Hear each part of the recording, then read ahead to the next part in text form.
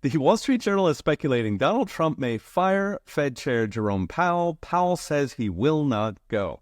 Can the president fire a Fed chair? And if not, who is running the Federal Reserve? So Donald Trump appointed Jerome Powell in 2017 and has pretty much been at war with him ever since. Powell was appointed on the recommendation of his friend Treasury Secretary Steve Mnuchin, a former hedge funder. Powell himself is not actually an economist. He worked in private equity, which normally buys up companies and sells them for parts.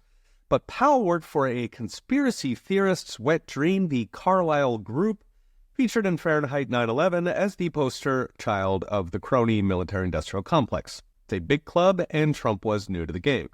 At any rate, just 9 months in, Trump already wanted Powell gone because Powell was raising interest rates when inflation was 2.5 points. Higher rates, slow growth, and Trump had promised growth. Once COVID hit, of course, rates went to zero, so it was all moot. Now, fast forward to today, with Trump musing during the campaign that rates are too high, which is strangling the economy and squeezing families. Of course, Powell is doing this because the alternative is to control inflation by cutting government spending instead. So can Trump fire Powell and get the Fed chair of his dreams? Now, presidents cannot outright fire Fed chairs unless it's for cause, meaning they're corrupt or they go to Diddy parties. But they can demote them to regular Fed governors who have a lot less power. But that requires an open seat, which doesn't happen until early 2026, which is a few months before Powell's term as chair ends anyway.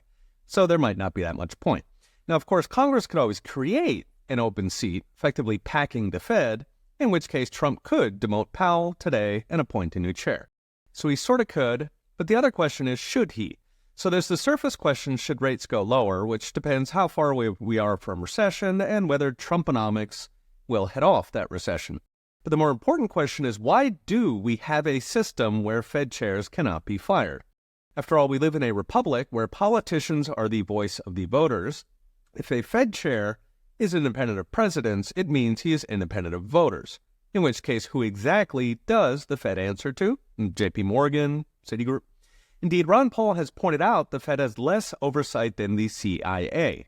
So Fed chairs can and do refuse to answer oversight questions from Congress, which would obviously get a CIA director fired, something presidents very much can do. This is incidentally true of all modern central banks. They are intentionally set up to be independent of voters. Allegedly because voters like inflation, but possibly because the purpose of a central bank is to print money and hand it to bankers, governments, big corporations, and rich people, none of which is very popular with voters. In fact, voters might shut it down, the money printing, and even the central bank itself. So what's next? Brought to you by Unchained.com.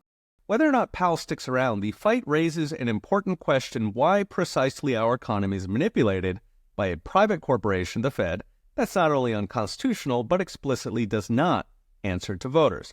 Government shouldn't be manipulating the economy in the first place, but doing it independent of voters amounts to an economic occupation. Okay, we'll be watching. See you next time.